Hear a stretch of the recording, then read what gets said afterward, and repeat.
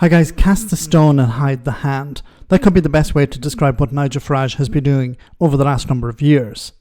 Now that the damage has been done, he's back to take advantage of the situation. The Reform UK leader has called on the Prime Minister to recall Parliament.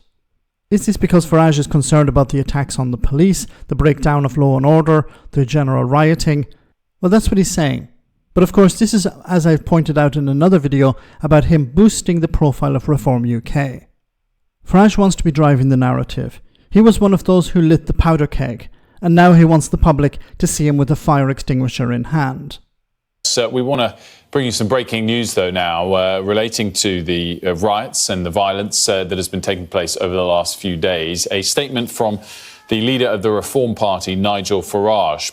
It says, "I've been totally appalled by the levels of violence seen in the last couple of days. The levels of intimidation and threat to life have no place in a functioning democracy. That so many police officers have been injured trying to keep the peace is shocking, and we should not discount the use of the army if the situation were to deteriorate further."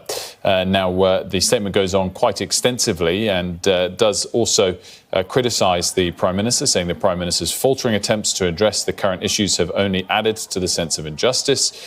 He does also go on to say that deeper long-term problems remain and need to be addressed, which he lists as including the fracturing of our communities as a result of mass uncontrolled immigration, whether legal or illegal. And he does say an honest debate about these vital issues to give people the confidence that the political solutions are relevant to them, and a recall of Parliament would be an appropriate start to this. A statement there from Nigel Farage coming. Okay, so what is he doing? Of course, he's trying to boost the profile of Reform UK. He's been very quiet over the last few days. He could have easily come out at any time and condemned this violence, but he decided not to. Let it run its course, and then try and take advantage of the situation. On Monday morning, as people are being arrested, and things are calming down, Nigel Farage steps forward and condemns the violence and the attacks on the police. Now, he mentioned two things here. First of all, the Prime Minister not engaging correctly and increasing the sense of injustice. Injustice to whom? Of course, Farage is talking about the people rioting. They feel that the police are treating them unfairly, or they believe that politicians and the government are treating them as second-class citizens or something.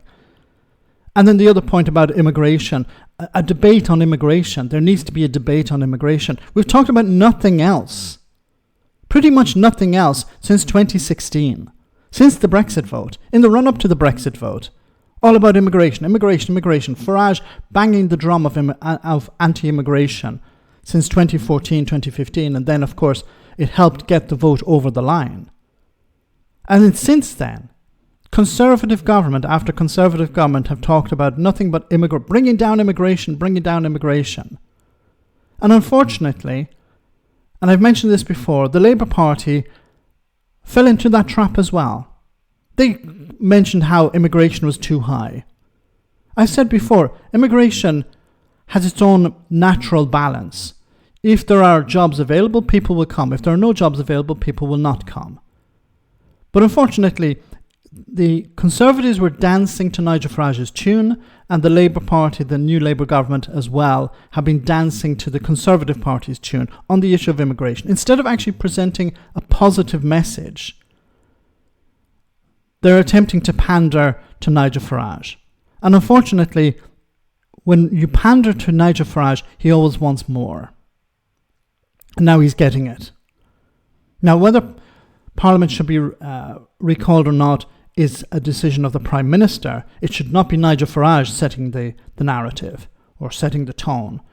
That should be a decision made by the Prime Minister. But if it does be recalled, I truly hope that the ones who are egging on these individuals, who are instigating this problem, are dragged before some sort of parliamentary committee and asked some very serious questions. And we all know who we're talking about here. Let me know in the comment section, guys, what you think. As always, your comments are greatly appreciated. Thanks a lot.